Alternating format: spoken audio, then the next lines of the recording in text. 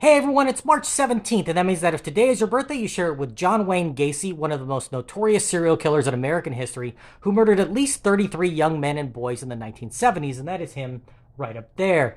Gacy grew up in an abusive home, with his alcoholic father domineering and beating his mother and siblings as well as himself.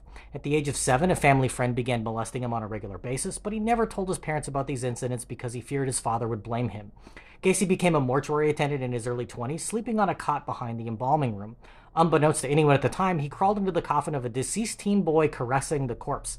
Shocked by his own behavior, Gacy left the job, graduated college, and began working for Nunn Bush Shoes. He joined the Gacys, a service organization, and rose up the ranks to be named the third most outstanding JC in Illinois in 1965. Things took a darker turn just 2 years later, however, when Gacy committed his first sexual assault on a teen boy.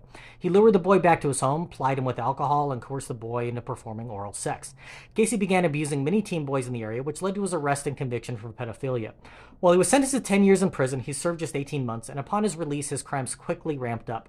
Living outside of Chicago, Gacy began volunteer work for children's events, showing up as Pogo the Clown.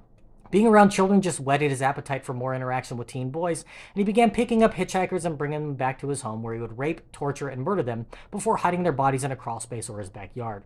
His first victims were stabbed to death, and Gacy often stuffed underwear or rags in their mouths because his second victim had fluid leak out of his mouth, staining Gacy's carpet. His MO also often included showing teens a magic trick where he would teach them to escape from handcuffs, which was just a ruse to put them in a vulnerable position.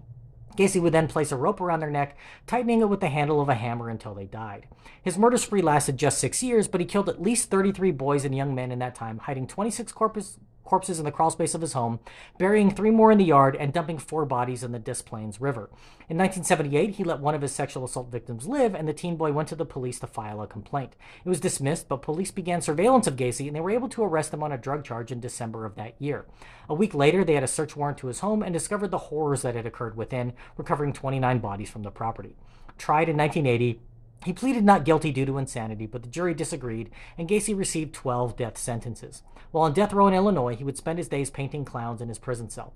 Gacy was executed by lethal injection in 1994, with his last words recorded as, "Kiss my ass." If this was your birthday, I hope you had a great day. If you know somebody whose birthday it is today, send them this video so they can find out all about their birthday twin. And to John Wayne Gacy, I have to say, happy birthday, you bastard. And happy birthday to this guy, Stephen Kramer Glickman. I'm no serial killer. What the heck?